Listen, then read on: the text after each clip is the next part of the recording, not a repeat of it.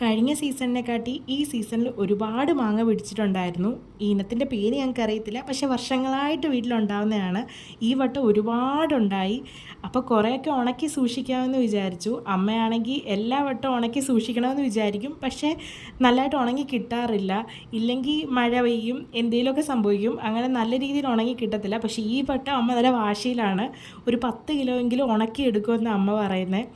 അപ്പോൾ കഷ്ടം അമ്മ തന്നെ ഇരുന്ന് ചെത്തി അത് നീളത്തി എല്ലാ വട്ടവും കുറച്ച് വലിപ്പത്തിലാണ് അരിയുന്നത്. അതുകൊണ്ട് ഉണങ്ങിയെടുക്കാൻ ഒത്തിരി ബുദ്ധിമുട്ടായിരുന്നു. ഈ വട്ടം അതുകൊണ്ട് വളരെ കുഞ്ഞു കുഞ്ഞ് ഇതായിട്ടാണ്, നീളം കുറച്ച് വണ്ണവും കുറച്ച് ആണ് അരിഞ്ഞെടുക്കുന്നത്. പെട്ടെന്ന് ഉണങ്ങും. അപ്പോൾ ഈ മാങ്ങ അധികം പുളിയില്ലാത്ത സൈസാണ്.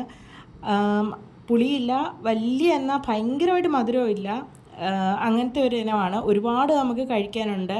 ഒരു മാങ്ങ തന്നെ 500 ഗ്രാമോളം കാണും.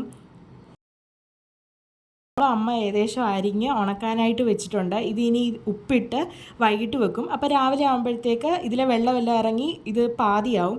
അന്നേരം ഉണങ്ങിയെടുക്കാൻ എളുപ്പമുണ്ട്. എല്ലാ വട്ടവും ഞങ്ങളങ്ങനെ ചെയ്യാറില്ലായിരുന്നു, അതുകൊണ്ട് ഉണങ്ങാൻ ഒത്തിരിയും ദിവസം എടുക്കുമായിരുന്നു. ഈ വട്ടം എന്തായാലും അങ്ങനെ ചെയ്ത് നല്ല റിസൾട്ട് കിട്ടിയിട്ടുണ്ട്. പിന്നെ കുറേയൊക്കെ മാങ്ങ അമ്മ കടുകെണ്ണയിലിടാനാണ് ഇങ്ങനെ വലിയ കഷ്ണമായിട്ട് ഇടുന്നത്. അത് കടുകെണ്ണയിലിട്ട് സൂക്ഷിച്ച് വെക്കും. അത് 2-3-4 വർഷം ആ അച്ചാറിരിക്കും. അങ്ങനെ 5 ദിവസത്തെ വെയിൽ കൊണ്ട് കഴിഞ്ഞ് മാങ്ങ നല്ല അടിപൊളിയായിട്ട് ഈ വട്ടം ഉണങ്ങി കിട്ടിയിട്ടുണ്ട്. ഒരു 2-3 ചില്ല് ഭരണിക്കകത്ത് സ്റ്റോർ ചെയ്ത് വെക്കുക അത്ര മാങ്ങ ഞങ്ങൾക്ക് കിട്ടിയായിരുന്നു.